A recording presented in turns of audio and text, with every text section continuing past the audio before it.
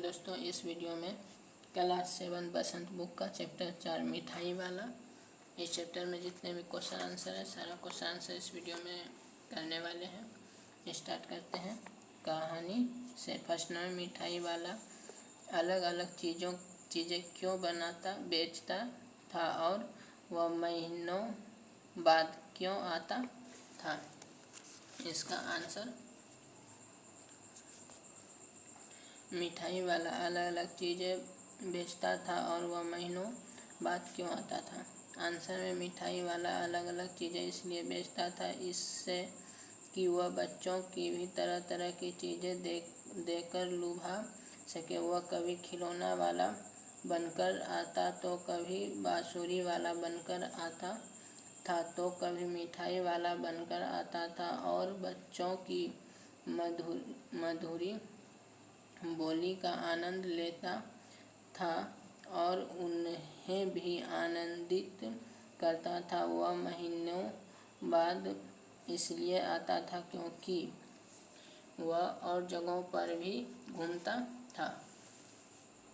Next question 2 number, मिठाई वाले में वह कौन से गुण थे जिनकी वजह से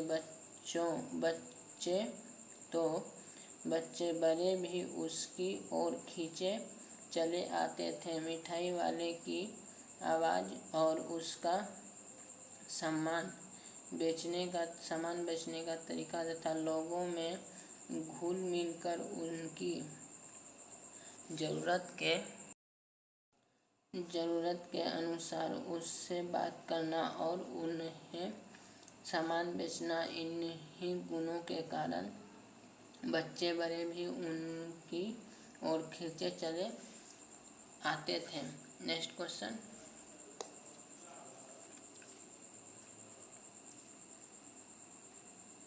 विजय बाबू एक ग्राहक थे और मुरली वाला एक विक्रेता। दोनों अपने अपने पक्ष के समर्थन में क्या तर्क पेश करते हैं।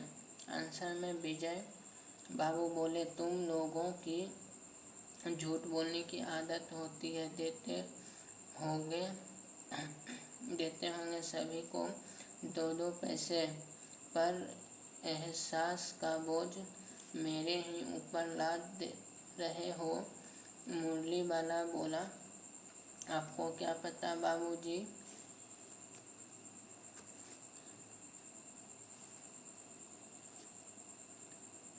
ऊपर लाद बाबूजी की इनकी असली लागत क्या है। यह तो ग्राहक का दस्तूर होता है कि दुकानदार चाहे हानि उठाए चीज़ों को न बेचे, पर ग्राहक यही समझता है कि दुकानदार मुझे लूट रहा है। आप भला काहे को विश्वास करेंगे, लेकिन सच पूछिए तो बाबूजी, इसका असली दाम तो पैसा ही है। नेक्स्ट क्वेश्चन 4 नंबर, खिलौने वाले के आने पर बच्चों की क्या प्रतिक्रिया होती थी। जब भी खिलौने वाले की आवाज़ सुनाई देती, बहलाने वाले खिलौने वाला सुनने वाले एक बार अस्थिर हो उठते।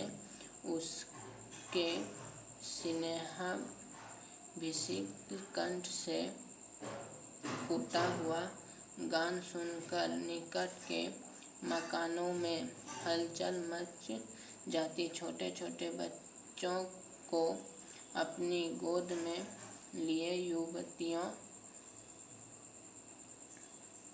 चिंकों को उठाकर छज्जों पर नीचे झांकने लगती। गलियों और छोटे छोटे उद्यानों में खेलते और इठलाते हुए बच्चों का झुंड उसे घेर लेता और तब वह खिलौना वाला वहीं बैठकर खिलौने की पेटी खोल देता। Next question 5 number. रोहिणी को मुरली वाले के स्वर से खिलौने वाले का स्मरण क्यों ही आया। नहर की प्रत्येक गली में मुरली वाले का मृदुल स्वर सुनाई पड़ता। बच्चों को बहलाने वाला मुरली वाला। रोहिणी ने भी मुरली वाले का वह स्वर सुना, परंतु तुरंत ही उसे खिलौने वाले का स्मरण हो आया। उसने मन ही मन कहा, खिलौने वाले भी इसी तरह गा गा कर खिलौने बेचा करता था, इसलिए मुरली वाले का आवाज़ सुनकर उसे खिलौने वाले का स्मरण हो गया। Next question 6 number. किसकी बात सुनकर मिठाई वाला भावुक हो गया था। उसने इन व्यवसायों को अपनाने का क्या कारण बताया। आंसर में रोहिणी ने जब मिठाई वाले से पूछा कि कभी तुम खिलौने वाले कभी मुरली वाले बन आए हो, इस प्रकार व्यवसाय बदलकर तुम्हें क्या मिलता है, तब मिठाई वाले भावुक हुए बोला कि मुझे कुछ खाने भर को मिल जाता है, इसके साथ संतोष, धीरज और कभी कभी असीम खुश मिल जाती है। मेरे भी भरा पूरा संसार है, पत्नी बच्चे थे, मैं बहुत बड़ा आदमी था, मेरा सब कुछ मिट गया, अब मैं केवल हूँ और इन बच्चों में ही अपनी बच्चों को ढूंढता हूँ। Next question 7 number. अब इस बार ये पैसे न लूँगी। कहानी के अंत में मिठाई वाले ने ऐसा क्यों कहा। आंसर में मिठाई वाले ने कहा कि मैं इन बच्चों में अपने बच्चों को देखता हूँ, पैसे की कमी थोड़ी ही है, आपकी दया से पैसा तो काफ़ी है जो नहीं है, इस तरह उसी को पा जाता हूँ। रोहिणी ने अब मिठाई वाले की ओर देखा, उसकी आँखों आंसुओं से तर है